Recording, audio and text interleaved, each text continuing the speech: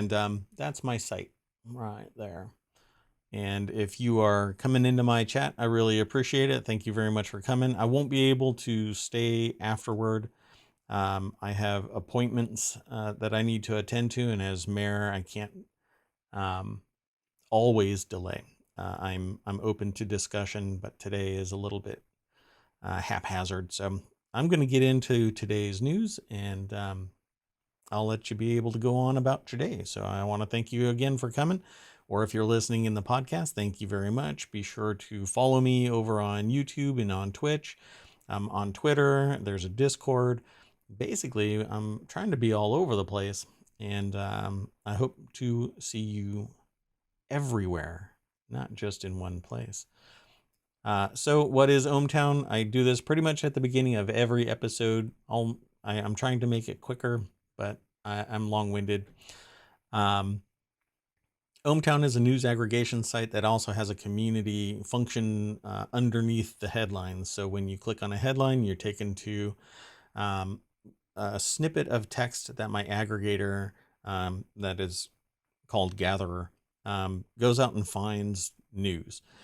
Aggregates it into 6 categories: create, news, education, entertainment, social, and technology.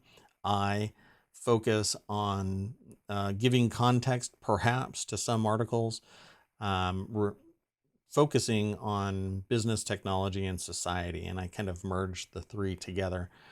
You really can't have one without the other. I've gotten into discussions about how you can get rid of business, but even bartering is a form of business. Pardon me. Or you can get rid of tech, but tech is actually a pretty broad spectrum term for anything that is kind of tools related. So even grabbing a stick to start a fire is technology. And society, there is nothing without society. Otherwise, you're just one person out in the bush. And even then, you can't do everything alone. There are people that are streaming how they're building a mud hut, but they're not doing it for survival. They're doing it for views on YouTube. And so again, it's society. And eventually, if there's only one person out there, there is no society. With all that in mind and a little bit of soapbox there, let's get into today's news. And I'm going to kind of rush. I don't want you to feel rushed, but I'm going to have to.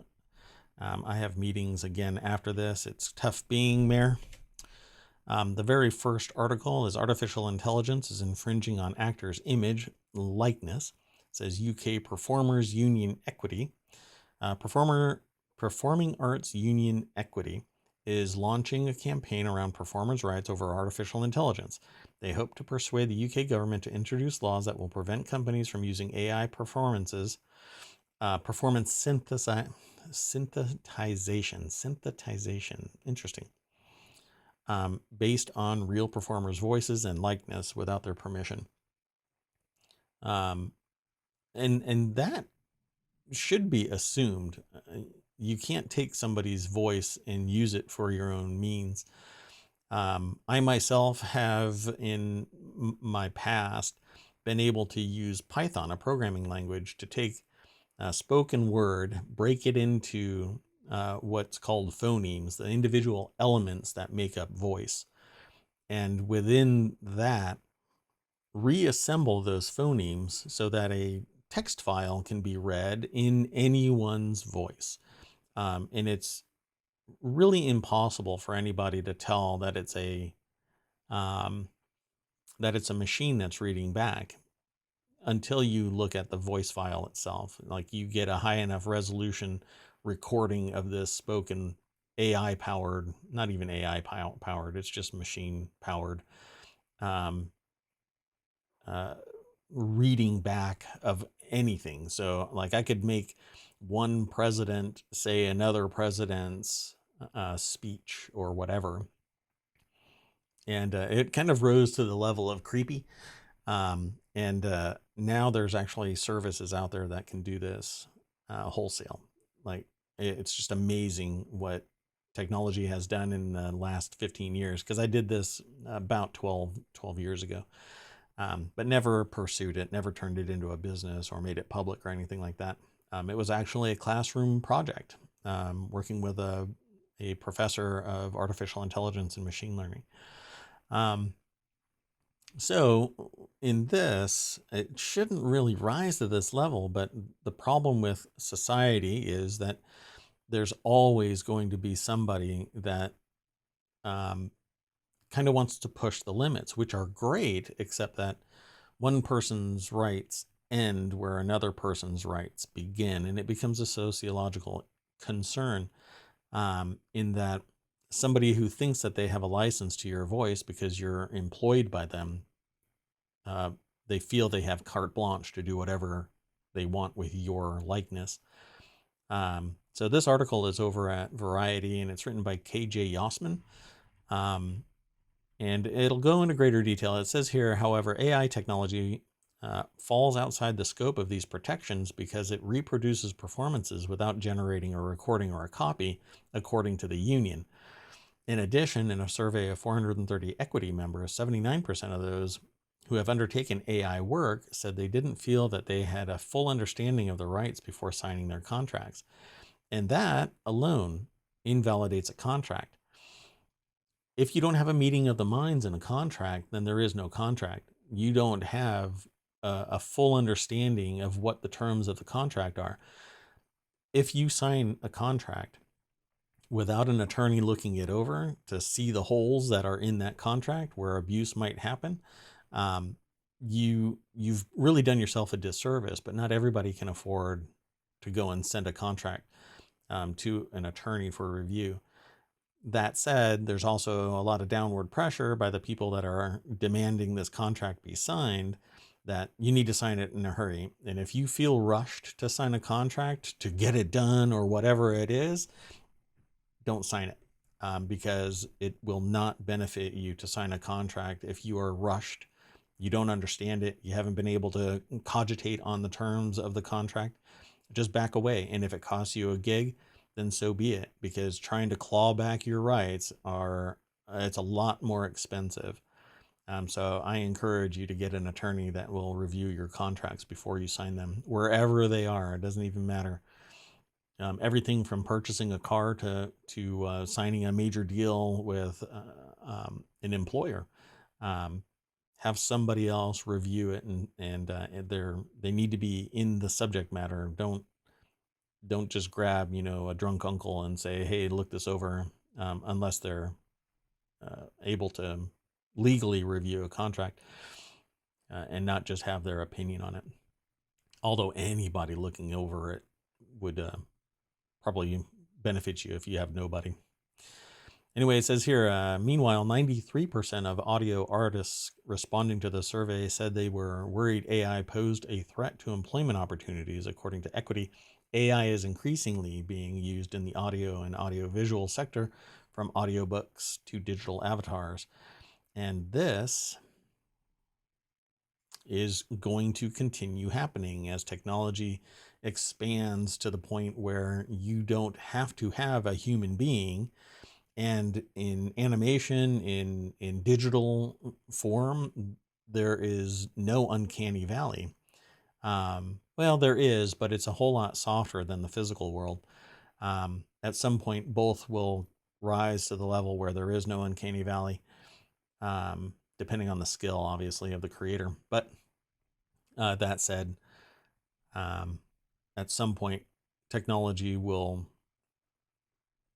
move beyond the uncanny valley, and in digital form, it's going to happen a whole lot sooner. But then the virtualized form of acting will be gone. You'll always have the human component, but it'll be more and more marginalized as digital actors are, other than the rendering costs and the cost of the person doing the actions, it's a sunk cost. It's done. Once you have the model that you believe is perfect for your particular needs, you'll never have to pay a salary to this person, this actor, and they will speak what you tell them to say. They'll do what you pose them to do, and it's just one animator that's controlling it all. So things become a lot more effective. Problem is, customers don't really bond to digital avatars. Some do, but it's hard to go out and get a one-on-one with a digital avatar. It's hard to do marketing in the real world, because they're not going to be walking across the red carpet. They're not going to be schmoozing and rubbing elbows, and you're going to have to send your animator. Anyway, I think this will continue to be an issue, and it'll be interesting to watch this market grow. So the next article is Lexus finally reveals its all-electric. Oh, you know what? Before I do that, I want to make sure that I'm linking everything properly. Okay. So in the Word in Tech channel, Lexus finally reveals its all-electric RZ450e SUV. And over at The Verge, they write, Lexus gave us a glimpse at the 2023 RZ450e today, an all-electric SUV with an estimated 225-mile range and a 71.4 kilowatt hour battery. They really need to get this to 100 so that the current range is more into the 300 plus mile range. That's kind of the efficiency that I have seen right now, is about 100 kilowatt hours leads to a little over 300 miles. And so many environmental concerns impact this. If it's too hot, if it's too cold, if there was ever a deep cycle, if there's been a bad charge, all kinds of stuff impact battery performance. If there's a lot of resistance, you're going uphill, then all of this impacts the mileage to a much more obvious level than gasoline. I guess I take my gasoline for granted, so I never notice that it's going down faster. Nowadays, I only know when the bill's going up. So let's take a look at this vehicle, and this always looks like a render to me when I see some of this stuff. Anyway, over at The Verge, Emma Roth wrote this article. It says steering yoke optional. Oh God, steering yoke. I'll never understand steering yokes. And if you've never heard of a steering yoke, it's where the top and bottom of the wheel part of a steering wheel is gone. Anyway, so let's see. That its all-wheel drive system will automatically calibrate weight distribution on all four wheels, leading to improved startup acceleration, handling stability, and low power consumption. On the inside is a sleek interior with a 14-inch touchscreen and panoramic sunroof, which I absolutely love. It makes the inside of a car so much more open. And you know what? I mean, it may be a Lexus, but it looks like your standard maybe Land Rover slash Mazda MX-5 or 50, whatever you want to call it. There's two different types of the MX-5. When compared to other luxury SUVs, the RZ falls a bit short on range at 225. The 2022 BMW iX M60 lasts up to 280 miles with a single charge, while the Tesla Model X can cover an estimated 333 miles, and that's all battery. The RZ mileage range is more on par with the $52,000 2022 Volvo XC40 Recharge, which gets up to 223 miles on one charge. Yeah. I have yet to kind of pull the ripcord on getting a electric vehicle, but as a technophile, I really do appreciate it. I'd love to get it, but as I've said in other episodes, the infrastructure just isn't there for me. I want to be able to go in, get my battery ripped out of my car and a new one put in, and it takes 5 minutes, just like it takes to fill my car up. It shouldn't take any longer than that. Once that is ready, it's prime time for electric vehicles to just go gangbusters across the market. It's amazing that it's being adopted to such a great degree nowadays. Turning Musk into a multi-billionaire. But here we are. I guess I'm risk averse. Let's go on to the next article. The next article is in the Hatch Ideas channel. That's about business strategy. It's a show that I plan on launching for the weekend time so that I can spend copious amounts of time talking with people about their business aspirations or products or services that they're interested in. This is CEO Secrets. I begged my dad not to give out business cards. Gabby Hersham, CEO of Co-working Space Network Huckletree, shares her business advice. I'm going to click this link. It takes us over to bbc.co.uk, so BBC News. I'm not sure if there's much here. It might be all a video for a minute and a half. And like I've said in other episodes, I don't review this prior to my broadcast, prior to the creation of the podcast. And so my reactions, my comments are actually on the fly. I hesitate to call it a reaction video of any kind, but I guess you could call it reaction news. But I find the headlines and the snippet interesting enough for me to include in my episodes. This, unfortunately, I can't really go into greater detail because it is an audio file, and I'm not going to broadcast somebody else's audio. So please go over to BBC and listen to this. The link is in the show notes, and you can click it right from wherever you're listening with the podcast. The link should be active, particularly on Apple Podcasts. That link exists, and you can internally have a browser appear so that when you click on the link, it will pop up. At any rate, I'm going to have to continue on. The next article is Title, and it's over in Smack Talk, which is a channel about Apple and its competitors, basically in the context of Apple. This here is Title adds Siri support, but not for HomePod Mini. Hopefully my Siri doesn't get activated when I say that. The other day it actually did in the middle of a meeting because it misheard me saying its name. At any rate, music streamer Tidal has added Siri integration for subscribers using iPhones, yet the same users can't control the device by voice on HomePod Mini. Since Squarespace bought Tidal in 2021, it has added offline playback for Apple Watch users. Now it's added a Siri integration, but only for the iPhone. If you're not familiar with Tidal, let me click the link here. It takes us over to Apple Insider. It's written by William Gallagher.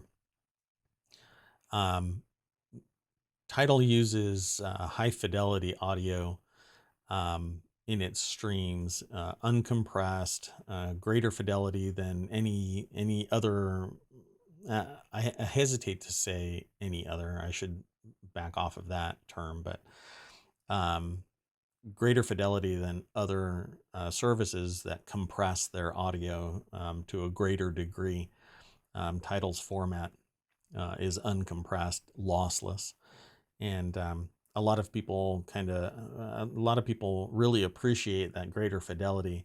So you get a greater fidelity in the sound stage. You're immersed in it to a greater degree. And if you have quality headphones or quality speakers in the room you're sitting in, it will pay for itself. I get the same thing out of Apple Music, mainly because I enjoy the music. The deeper subtlety would go beyond what I can justify for speakers at any price. I mean, there are people that spend $25,000 for a single speaker and have 20 speakers in their room. But it's too bad that HomePod Mini isn't included in this. But I liken HomePod Mini, at least, sound to a watered down version of the HomePod. I used to have HomePods in the house, but when Apple stopped supporting HomePod and only started producing HomePod Minis, I bowed out and sold all of my HomePods, and smart people acquired my HomePods at a deep discount compared to the price of HomePod Minis. So let's continue on. I think Tidal's a neat service. So the next article is over in the Daily News Show, which is this. It's just a channel also on ohmtown.com where news is aggregated. The show expands across the entirety of ohmtown.com, but there's a specific show on ohmtown.com called the Daily News Show. This title is American Airlines loses 1.6 billion but sees better outlook. So American Airlines says the first quarter was difficult with another large loss, but it expects to turn a profit in the second quarter as more people return to travel. And people will go into great debt to travel because, particularly now, they want to get out and about as doors open because of COVID mitigation. Meanwhile, they remove the mask ban and suddenly see a spike in COVID cases. I'm flabbergasted. This is my shocked face, folks. Who knew that removing a mask mandate would cause the return of COVID cases? It's amazing. Anyway, this is over at ABC News. It's written by the Associated Press. And it says here the airline's shares soared more than 10% higher in early trading before the market opened. And again, this is one of those things where some people have the information and others do not. And the first movers will benefit greater from the trading and then bow out, gaining 10%. And if you're a day trader or if you're a stock trader in general, you will benefit from this volatility. You basically buy on the rumor and sell on the reality. Let me see something here.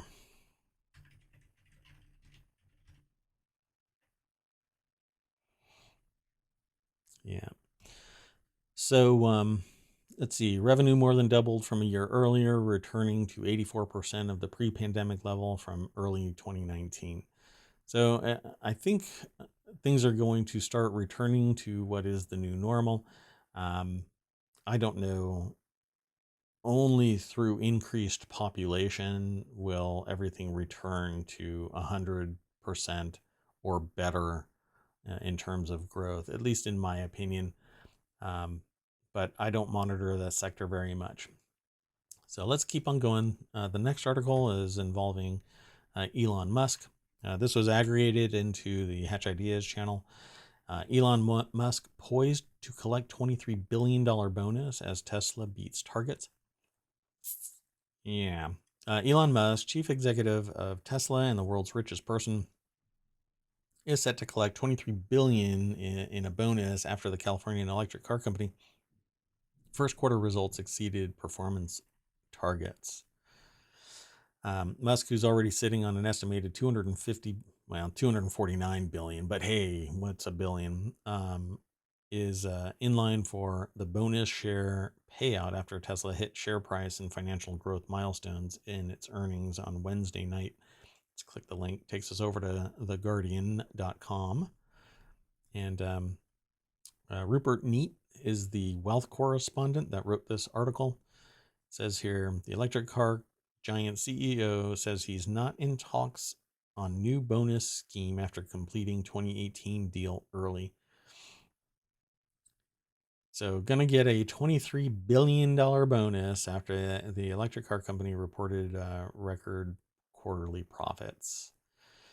I think it's just kind of an amazing amount. I mean, this is a bonus. This is a bonus. And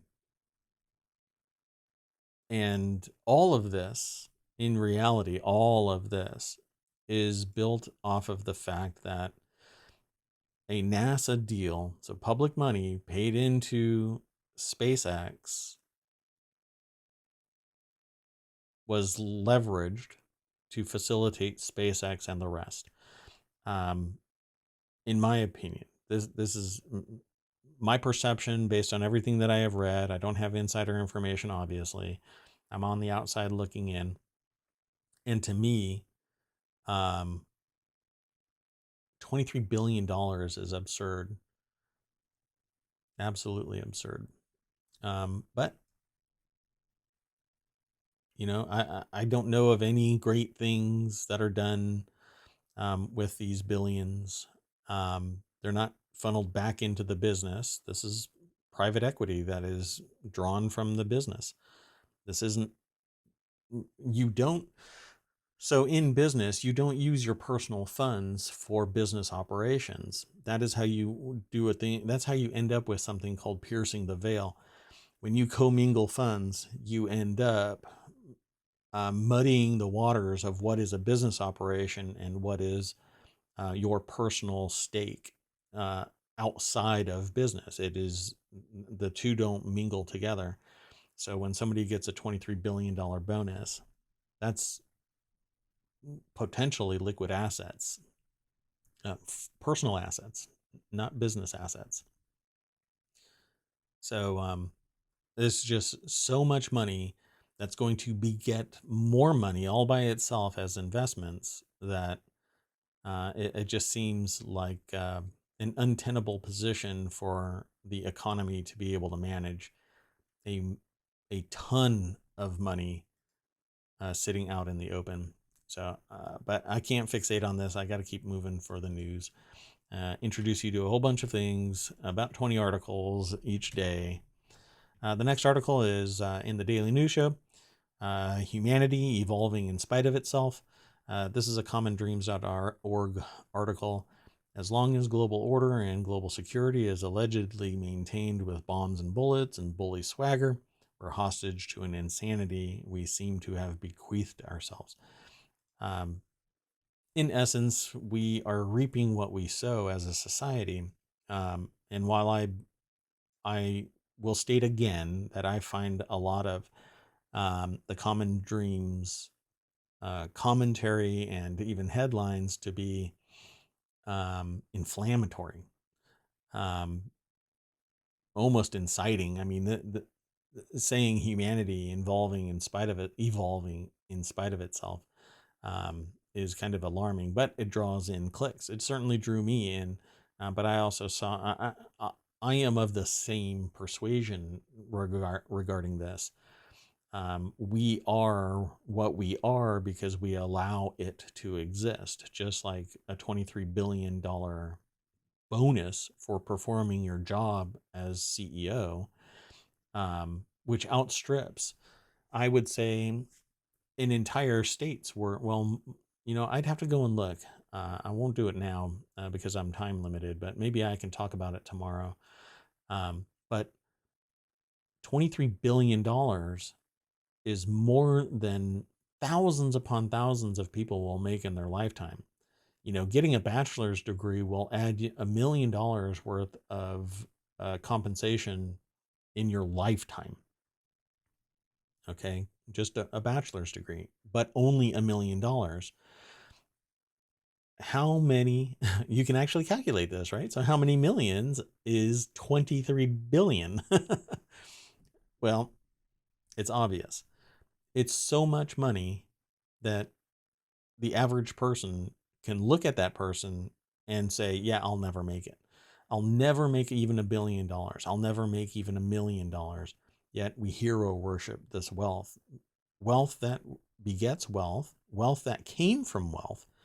Even if you are skilled, it seems sociopathic to collect that much wealth when it has no purpose. We aren't unified as a society. We're all a bunch of tribes fighting each other, except for the ultra rich who are watching and really don't affect any major change. Because I refuse to believe that nobody else could have done what Tesla is doing. Nobody else could have done, because the people that started Tesla are not the people that are in charge of Tesla right now. It's a completely different set because Elon Musk came in and took it over. It's the exact same thing that's happening, that may happen with Twitter.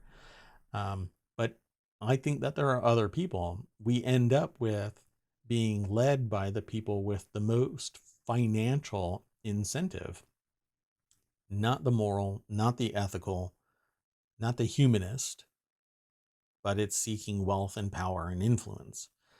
And so while I agree with this statement, humanity is evolving in spite of itself, um, it may not be the way that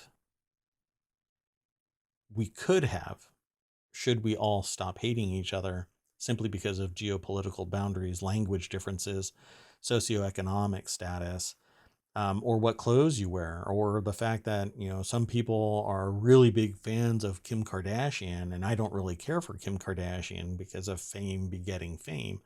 You're famous for being famous, and financially well off. Again, um, couple that with, it seems like society loves a train wreck, and you end up with humanity evolving in spite of itself. But is it the right way? And who's to say what the right way is? But 25 billion or $23 billion as a bonus doesn't seem the right way to me. You may think different, and happy to discuss it. Just don't throw vitriol at me. Not interested in that.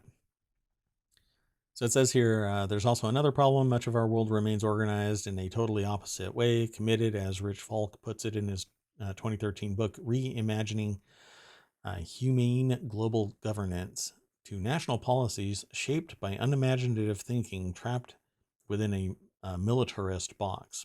Another way to put this is a de facto commitment to human suicide. Yeah, I mean, the rich are immune to conflict. They're going to lose some money, but wealth allows you to buy yourself out of the military conflict equation, because you don't need to join the military in the United States. It's not compulsory. And even if you do get drafted, all you need is enough money, and suddenly you have bone spurs or a slight sugar imbalance. And so you've got medical marijuana and you can't fight, or something, anything. It doesn't even have to be realistic. You just need a doctor saying that you're in poor health, yet a week earlier you were in great health. So go over and read this article. It'll be interesting, even if you don't agree with it in any way, shape, or form. Understanding a different opinion may actually engage something in your head for you to understand that there are concerns and have a discussion about it. Again, just don't throw vitriol around. It serves no purpose. It just shows if you start yelling and calling people names, you're nothing more than a bully, and you're just reinforcing the idea that you're antisocial and hateful and vindictive and whatnot. To me, it's not going to bother me. I'm just going to discount you. I'm going to marginalize you. In my mind, you're not worth having a discussion if you're going to be angry and hateful about it. But I'll listen to you. And I expect you to listen to me if you are following the podcast or YouTube or Twitch. The next article is in Stock Marketeers. Oil presses higher as supply worries persist. This is an article over at marketwatch.com. My aggregator only grabs a very small snippet. Oil futures rise Thursday as the European Union continues to mull the prospect of banning imports of Russian crude. And again, this follows on the fact that Russia invaded Ukraine, kind of got its butt handed to it, and is pulled back and is trying to take just a couple of regions, which is something that I said way back at the beginning of the invasion. I said that Putin will probably is probably aspiring to take everything up to the main river. I can't remember it now. I'm really sorry, Ukraine. I wish I could remember that river. But there's a major river that kind of bisects the country. And I think that's the only area that will get any amount of control by Russian forces. They spread too thin and just got their butt handed to them. And I think that more countries should be donating better weapons so that Ukraine can defend itself from a military superpower. I mean, they're doing a hell of a job defending themselves against uh, one of the largest military forces in the region. I mean, there's China and there's Russia, and then the unified forces of Europe. I think Ukraine is doing an admirable job defending itself and should become a member of NATO simply because of this conflict, and it should be done now. Anyway, and it will eliminate, everybody will be able to assist in the defense of Ukraine, and this conflict will disappear because Russia won't be able to fight everybody that's going to assist in defending Ukraine, and it'll stop this. Russia will not turn off its oil spigot to everybody, but everybody can deny Russia and Russian oil.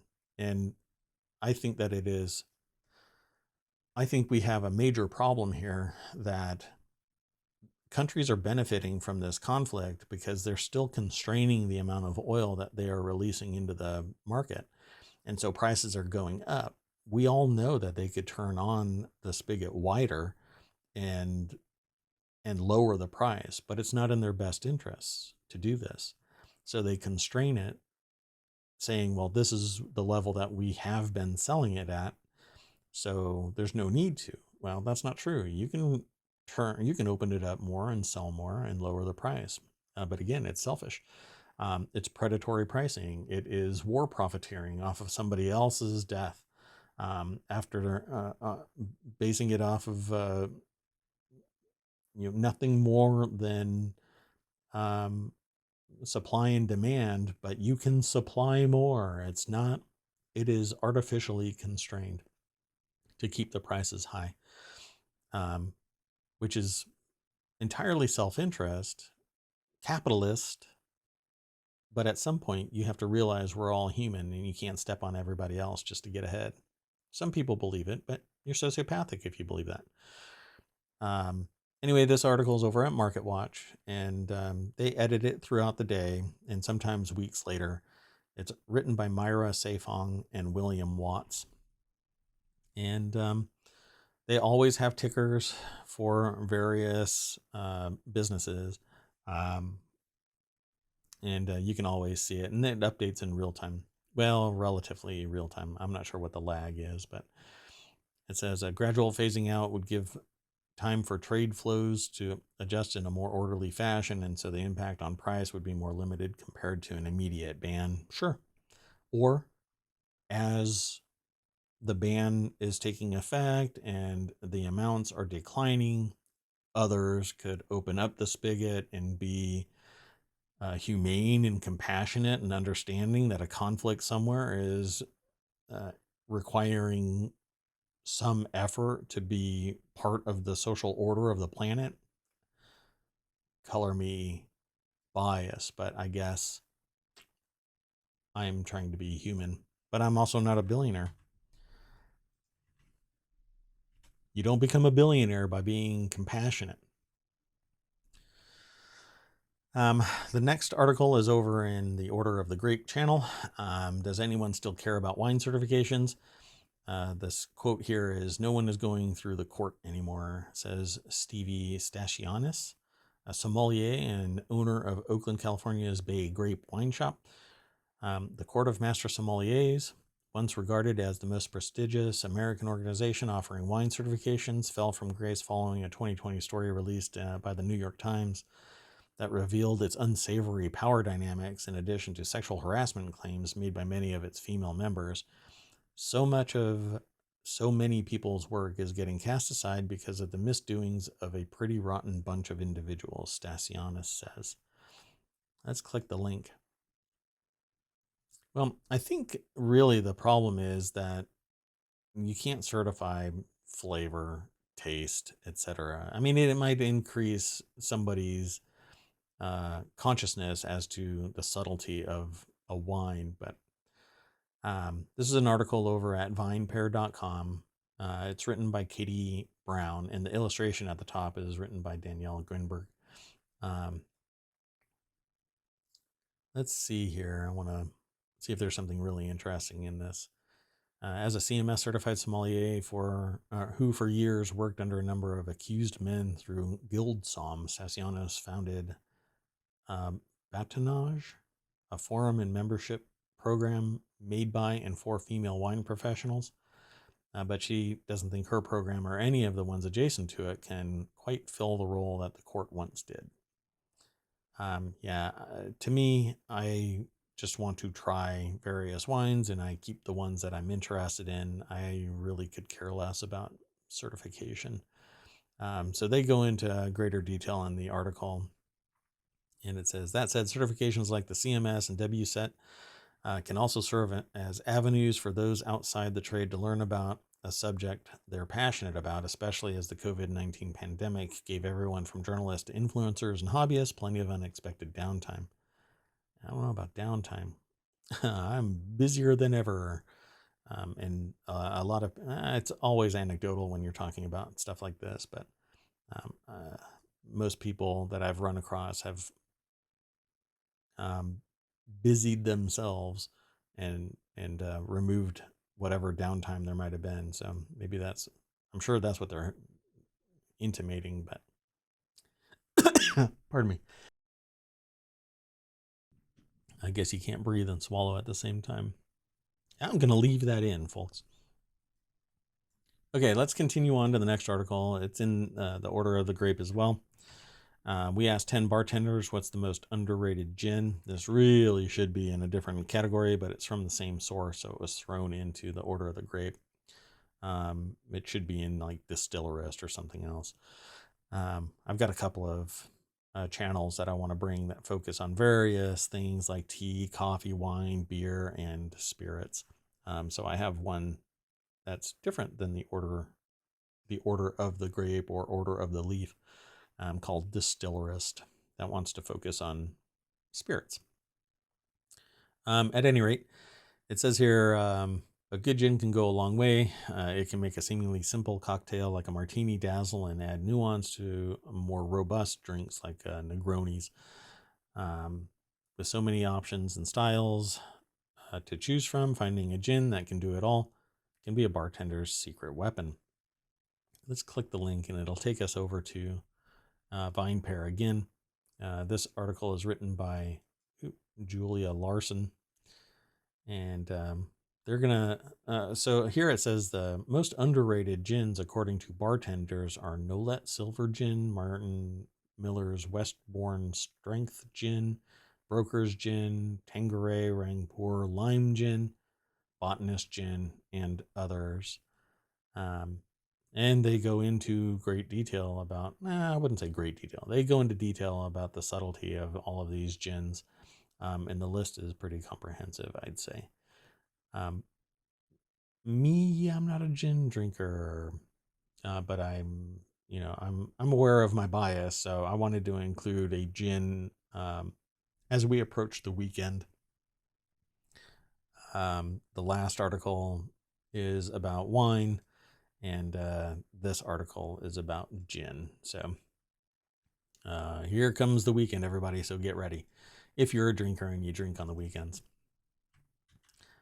I am at day 70 or something like that, where I haven't had a drink. Oops, pardon me. Let me make sure that I've got this. Yeah, okay. So I haven't had a drink in somewhere around 70 days or so of alcohol. I haven't had any added sugar. I'm curious what it's going to do to my blood chemistry. So I'm waiting for another 30 days or so, and then going to get my blood tested again to see what happens, because I'm really curious just how much the environment and what I drink and what I eat is going to impact my actual blood chemistry. So the next article is over in the Daily News Show. Nature-based agroecology is gaining momentum as a key climate solution. Responsible for roughly 1/3 of the world's carbon emissions, the global food system is one of the key places for transformative action. So I'm going to click the link. Takes us over to commondreams.org again. You'll find that a lot of my news is from various sources.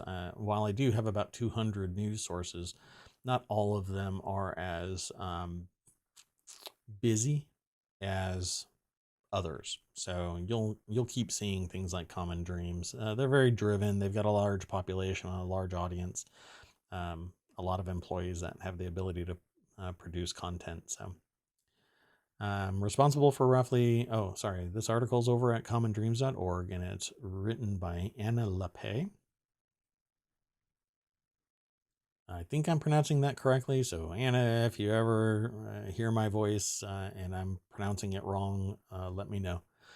So it says here, from melting ice sheets to tornadoes ravaging New Orleans and wildfires sweeping Texas, and they left off California. It's never clear that the climate crisis is here now.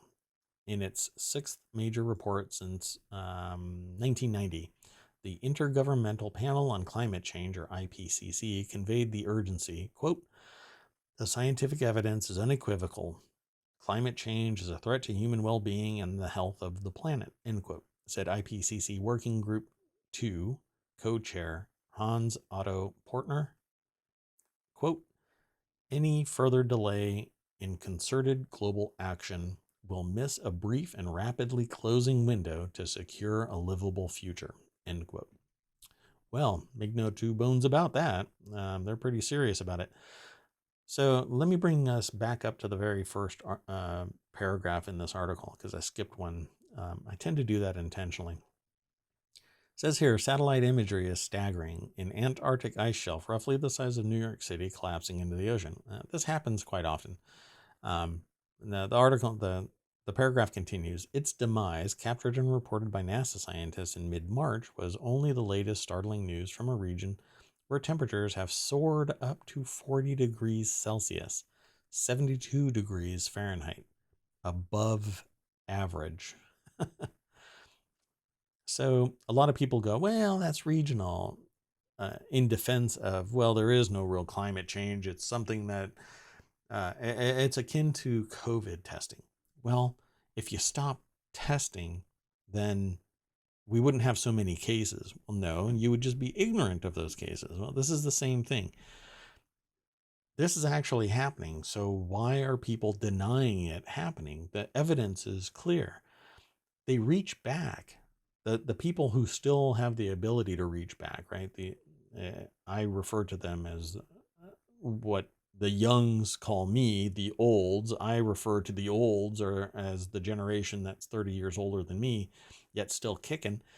And I say the olds, the ones that are still in power, the ones that are still have a controlling share in society, are sitting there saying, well, there was one article, one scientist that was proven to be inaccurate that claimed that there was going to be global cooling. Yeah, they used incorrect evidence. They used incorrect science.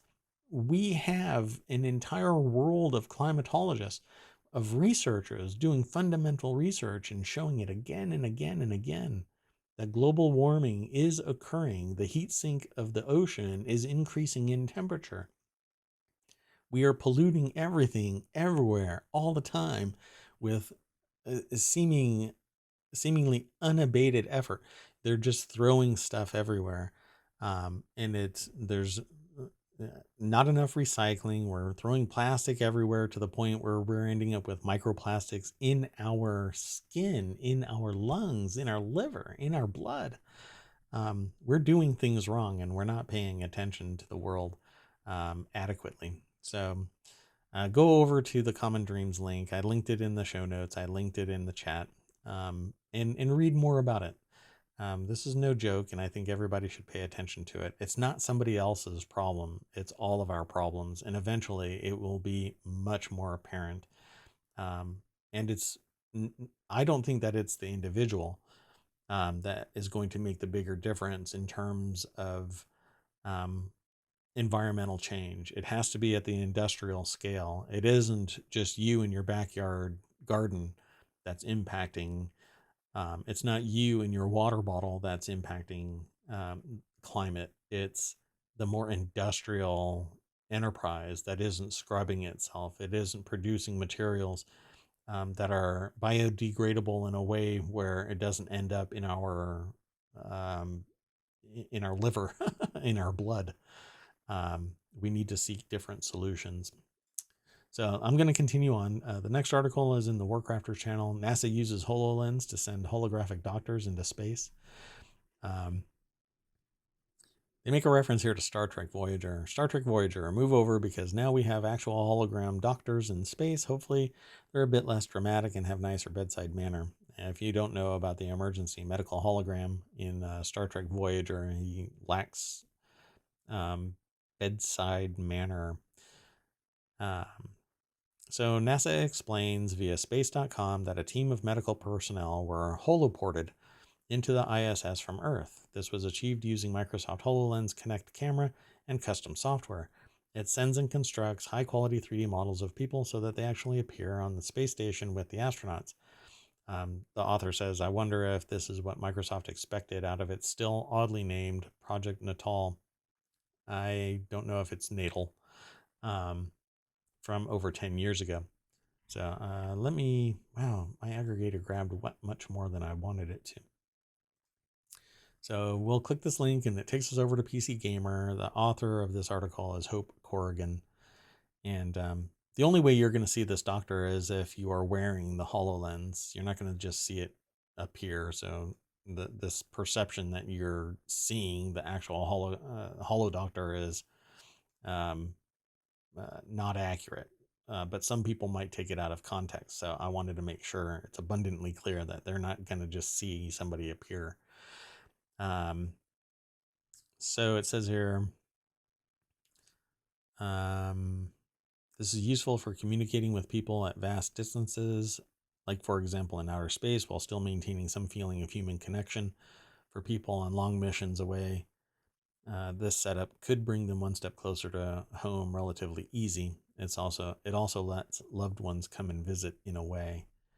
Yeah, I think that we can become accustomed with the screens, because you're still going to have the HoloLens sitting on your head. But it's interesting technology, and I encourage anything that pushes the limits so that the technology evolves.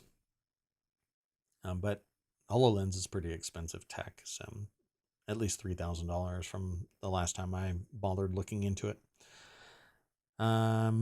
Especially if they can get a clear view of what you're doing in real time. It's another tool to get more expertise out into the stars or anywhere else difficult to reach without having to leave home. Though given the military is also interested in HoloLens gear, it may not all be about healing and helping. Yeah. A typical phrase that you'll hear from me is tactical to practical. There's a lot of stuff that comes out of the military that ends up in your home. Microwaves, GPS, things like that. The next article is over in Hatch Ideas. Billionaire investor Bill Ackman loses around $400 million as he dumps entire Netflix stake after just 3 months. Bill Ackman's Pershing Square has lost around $400 million or more as it dumps its entire Netflix stake. The hedge fund bought about 3.1 million Netflix shares in late January. Netflix share price crashed 35% on news that it lost 200,000 subscribers in the first quarter.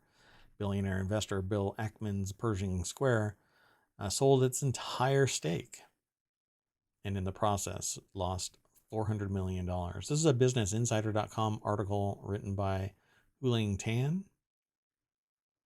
And I might be pronouncing that entirely incorrect, so correct me if I'm wrong. Bill Ackman has a nice suit. Let's see here. Is there anything more interesting in this? While Netflix business is fundamentally simple to understand in light of recent events, we have lost confidence in our ability to predict the company's future prospects with a significant or a sufficient degree of certainty. Well, that's called risk aversion. Pershing Square said in a Wednesday letter to investors signed by Ackman, CEO and portfolio manager of the hedge fund. There's a Udemy course where it teaches you how to start up a hedge fund. Ackman disclosed a purchase of around 3.1 million shares in late January, securing a 0.7% stake in the streaming company and making Pershing Square one of its 20 largest shareholders. Wow, at 0.7%. With the collapse in Netflix price, investors would be losing in the region of $400 million. Wow.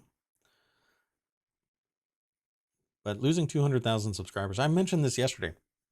I think the reason why Netflix is finally losing customers is that there are, in the last couple of years, there's a steady increase in companies that are content creators that are streaming themselves.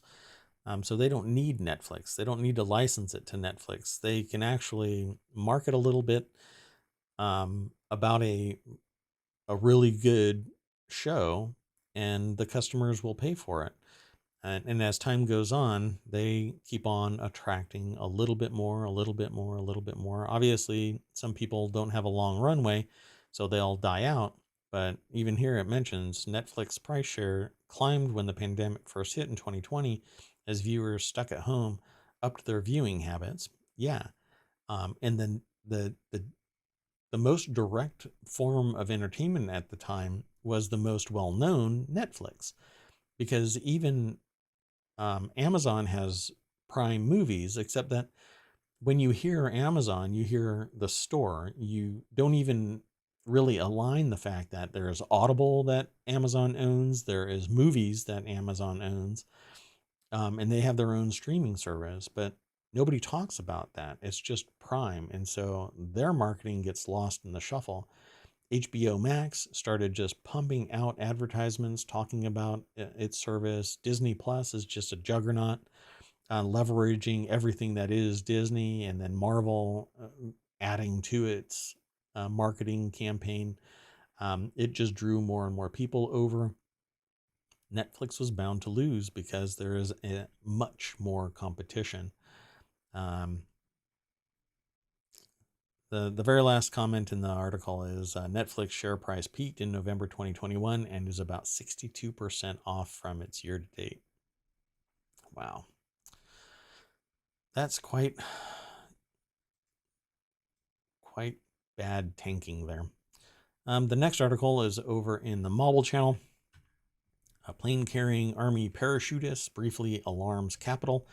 So a planned event of a flyover and parachutists dropping into a stadium activated Capitol Police and caused quite a moment. After the Capitol was evacuated, Nancy Pelosi lashed out at the FAA for its, quote, apparent failure to notify Capitol Police of the pre-planned flyover. This just screams ask for forgiveness, not permission. Maybe somebody just miscommunicated or the email didn't go out. I'm really not sure. But it actually evacuated the Capitol because there was some plane flitting around. Just imagine if something more aggressive had taken place. In the wake of 2001, or 9/11 as it's known, you just don't do this. You make it abundantly clear that there's something going on. So shortly after 6:30 p.m., alarm surged through Capitol Hill as lawmakers and staff received an urgent message from the U.S. Capitol Police: evacuate now, aircraft intrusion. Well, that's going to make you wet your pants. The alert said officers were tracking, quote, an aircraft that poses a probable threat to the Capitol complex. Well, there was no evidence of that other than it flying around.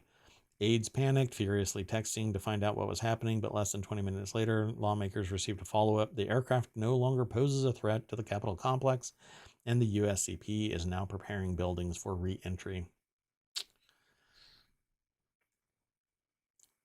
I guess you could call it a live demonstration of security processes, which that's not necessarily good.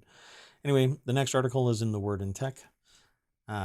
Lincoln's new electric concept car uses lo-fi beats and fragrances to elevate your state of mind. Throw that here in chat.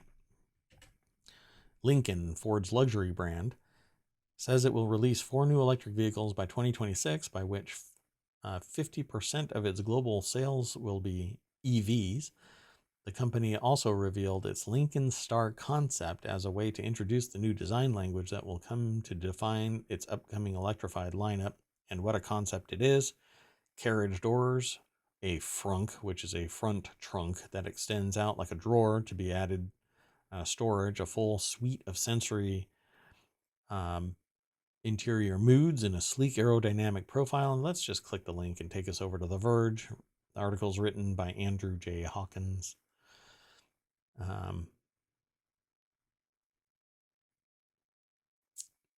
Yeah, concepts as they are, they're kind of, that looks like a render again. I don't know, maybe my brain is breaking, but all of these pictures tend to look like renders. This is a render. Anyway, there's the front trunk. I can't imagine that thing actually driving with it extended like that, but this looks more like it should be a battle bot with a feature in front of it that's hydraulic and can smash into people, other cars. Yeah, sorry, not people.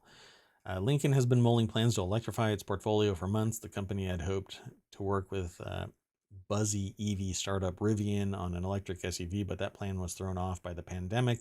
Later, Lincoln considered introducing at least 5 new battery-powered SUVs through 2026, according to a report from Reuters in February. That includes battery electric models to replace or supplement the Lincoln Corsair, Nautilus, Aviator, and Navigator, the Newswire reported. So go and check it out. It's over at The Verge, and the link is also in chat.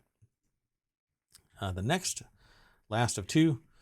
Why does everybody want to buy Twitter? It's in the mobile channel. Elon Musk is the latest person who thinks he can fulfill Twitter's untapped potential. We'll click the link. It takes us over to New York Times and an article written by Shira Ovid. Might be Ovid. I don't know. For nearly its entire 16-year life. Wow, 16 years it's been. Twitter has had the reputation that it hasn't fulfilled its potential and could be so much more. Twitter's conundrum is that it's widely known, but not that widely used, financially successful, but not wildly so. Sometimes competently managed, but also chaotic and influential in a way that is exciting, but also terrifying. The perpetual belief that Twitter is one big idea away from being amazing has made many people think about buying the company to make it shine, but hardly anyone wants to actually own it. Yeah, Musk made a half-baked proposal last week to buy Twitter. I don't know, that thing is still going.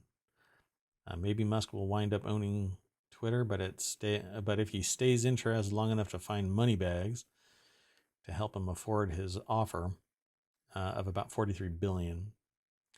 Yeah, I'm not sure. I think people see the simplicity of Twitter as something that they could leverage to enhance it in some way. But really, it comes down to just a metric ton of opinion and marketing, messaging, and whatnot. And everything has to be pithy and short form. Long form takes longer, obviously, but it isn't a vehicle for long form discussion. It's usually something that is used to as leverage to bring somebody into something that's long form.